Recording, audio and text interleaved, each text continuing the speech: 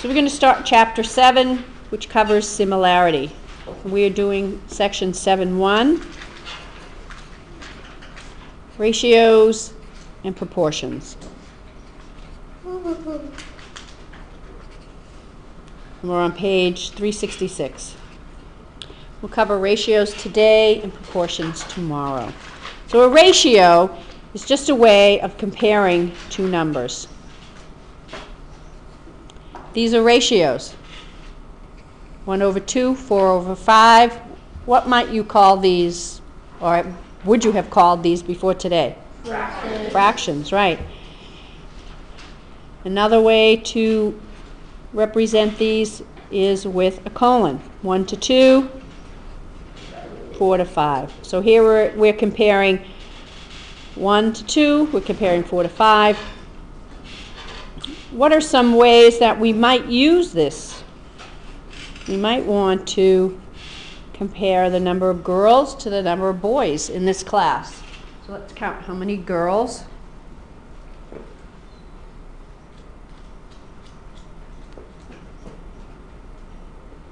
Anybody?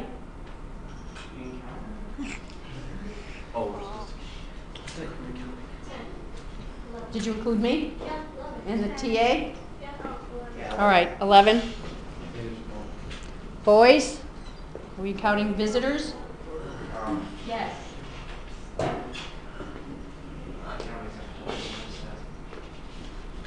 11. There's 11. Uh-oh. That's funny. This worked out this way in first period, too. So, actually, this really is 1. It really means 1-to-1, but again, as with numbers that have 1 in them, we shorten it up to just 1. How about the number of athletes to the number of non-athletes? If you consider yourself an athlete, please raise your hand. Let's count.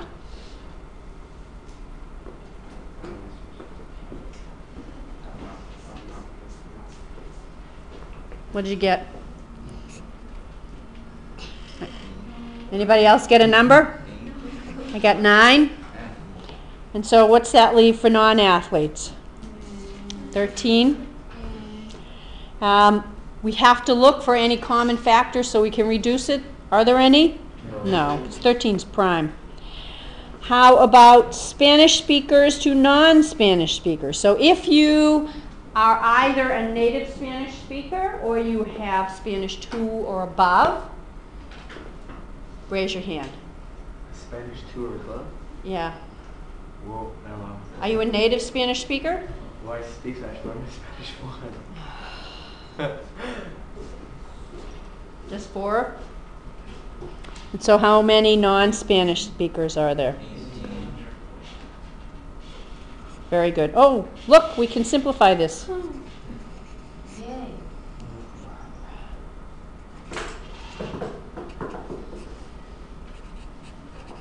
Okay.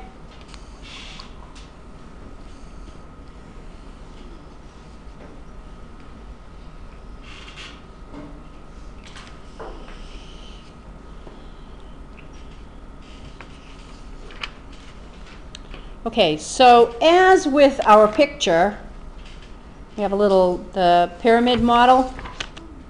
Ratios are used a lot with model builders. So anybody who designs and builds things, most of the time is going to build a model before they actually go ahead and start building whatever it is. Can you think of any professions? Architecture. Architects, carpenters, automotive engineers, mechanics, contractors, anybody, even somebody like if I were to start designing clothing, you may want to do, make a model of it, just a little mock-up, that's smaller.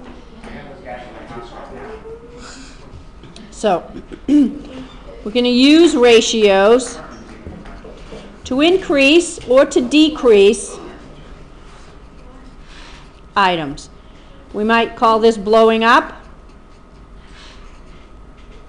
or shrinking.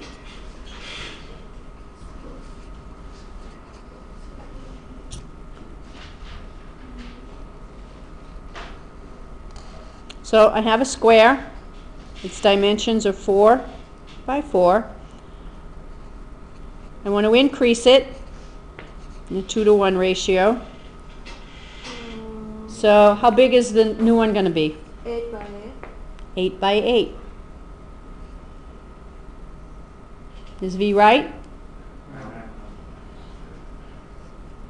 2-to-1 ratio. So V, how did you get the 8? Because 2 is double of 1. So 10 4 by 2. So you multiplied 4 by 2 and you got 8. Very good. Let me see if I've got it, see if I can do one. I have 3 by 3. I want to increase it by 2-to-1.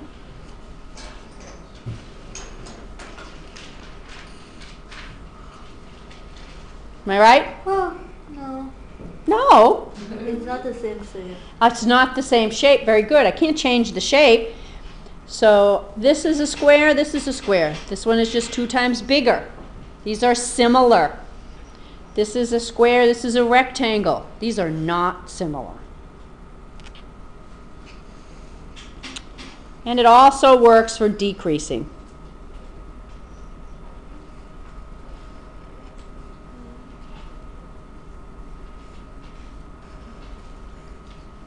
I have 4. I'm not doing too good on my drawing today. 4 by 4. And I want to decrease by 1 to 2. What am I going to end up with? Say again, Daniel? 2 by 2. Very good. So this was 4 times 1 over 2. Or 2. Oops, can't see.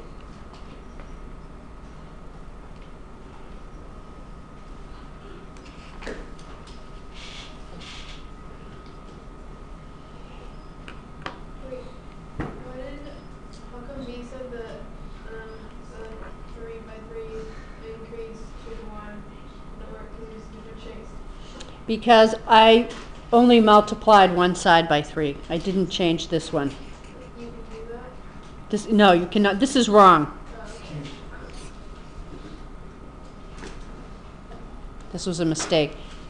You know what? When I was doing this morning, you know what it made me think of? In Algebra 1, the most common mistake was when students were multiplying this, doing the distribution property, and they just did this one multiplication and didn't do the other. This is the most common mistake. So that's what this made me think of this when I did this problem earlier.